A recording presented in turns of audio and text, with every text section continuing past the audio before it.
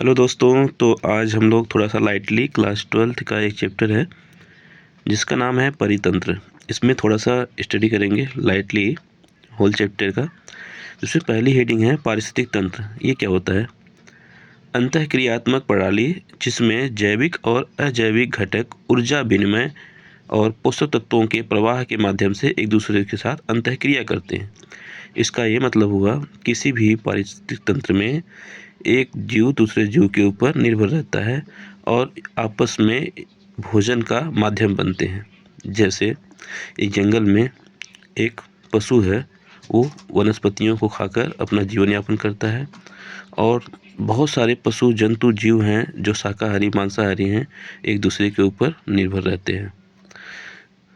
ऊर्जा का विनिमय का मतलब ऊर्जा आपस में एक्सचेंज करते हैं पोषक तत्वों के प्रवाह के माध्यम से। परितंत्र के कितने प्रकार होते हैं? पारिस्थितिक तंत्र का वर्गीकरण देखिए आप लोग। इसमें जो होता है बच्चों, दो तरह का होता है। पहला होता है स्थलीय, दूसरा जलीय। स्थलीय मतलब जो स्थल भाग है धरती का, उसको स्थलीय परितंत्र कहते हैं, और जो जलीय भाग है वो जलीय परितंत्र कहते हैं। आप लोग जानते होंगे धरती पे सबसे बड़ा पारिस्थितिक तंत्र कौन है? जलीय, क्योंकि जल का मात्रा धरती पे सबसे अधिक है।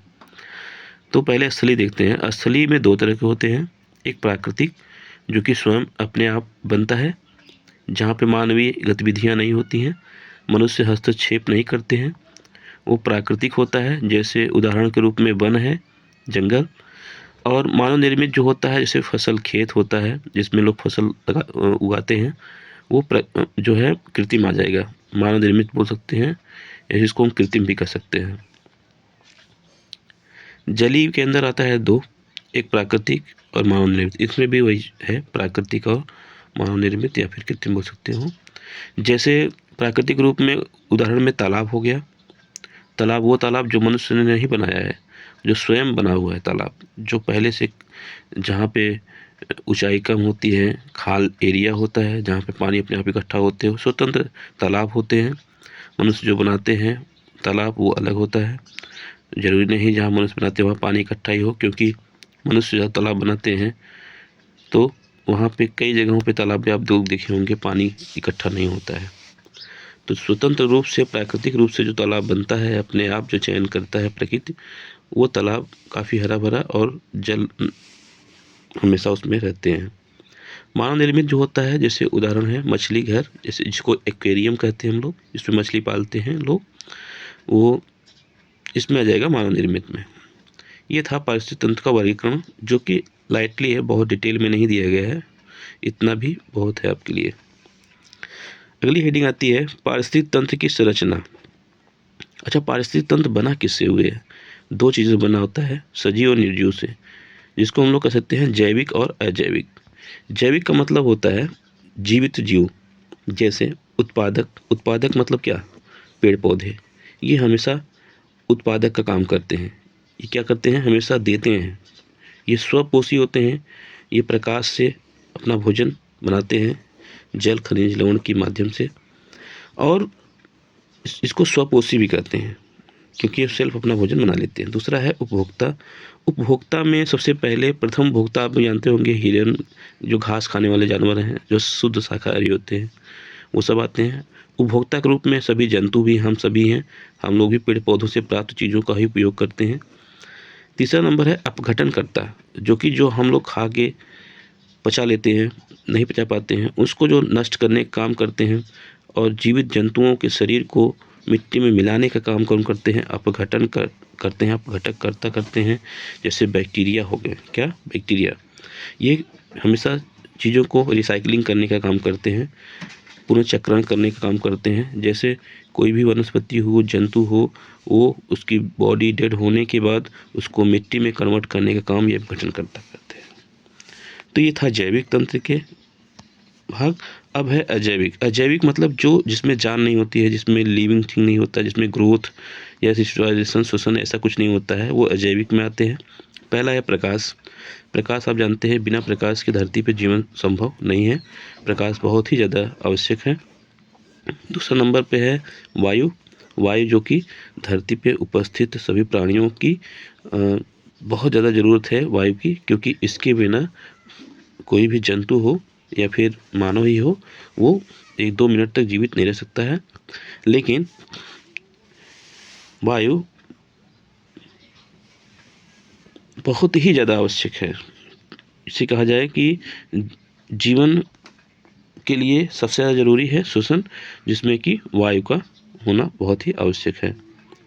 और तापमान भी बहुत आवश्यक है। बिना तापमान के सूर्य का प्रकाश में जो तापमान होता है, जिससे सभी पेड़ पौधे अपना भोजन बनाते हैं, सभी जंतु तापमान का उपयोग करते हैं। जल जो हो गया, ये भी जल बहुत आवश्यक है। शरीर में 70-75% जल होता है मानव के।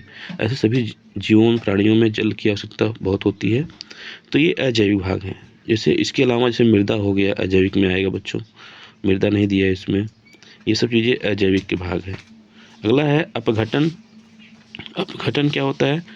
अपघटन की प्रक्रिया में इस प्रकार है कि इसमें पहले विखंडन होता है। जैसे टूटता कैसे, जीवों का जो शरीर होता है विखंडित होता है, टूटता है छोटे छोटे टुकड़ों में। निछालन का मतलब होता है कि इसको जो टूटे हुए भाग होते हैं उससे जो पोषक तत्व होते हैं नीचे निकल जाने हैं, छन्नी की तरह छट के। फिर उसका अपचयन हो जाता है, फिर उससे ह्यूमस का निर्माण होता है, खाद का। फिर खनिजीकरण होता है, इसमें से खनिज का एक्सट्रैक्शन किया जाता है, उसका उपयोग किया जाता है। नेक्स्ट टॉपिक इसमें है चैप्टर में पारिस्थितिक तंत्र के संरचनात्मक पहलू। अब इसमें देखिए क्या दिया गया है। प्रजातियों की संरचना, पादपों और प्राणी प्रजातियों की पहचान, गणना। और स्तरीकरण का मतलब होता है विभिन्न स्तरों पर विभिन्न प्रजातियों का ऊर्ध्वाधर वितरण। ये पारिस्थितिक तंत्र के अंतर्गत पाए जाने वाले जंतु जगत, वनस्पति जगत को पहचानना, उनका संख्यात्मक गणना करना, ये सब चीज़ की बात की जाती है। ऊर्जा प्रवाह क्या होता है? ये बहुत इंपॉर्टेंट टॉपिक है, इसको जरूर ध्यान दीजिएगा कि ऊर्जा का प्रवाह सदैव एक दिशी होता है, यूनिडायरेक्शनल जिसे बोलते हैं। कि पोषक स्तर क्या होता है?